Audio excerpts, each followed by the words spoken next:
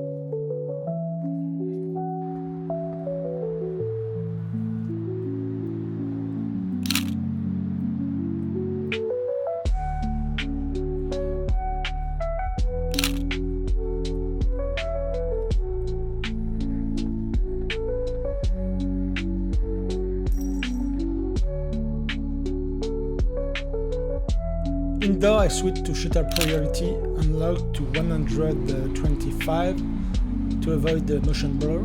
I adapt ISO while keeping it under 12,000 to control noise. Still easy cleanable in Lightroom if needed, so the colors stay smooth and the rhythm of the scene feel natural.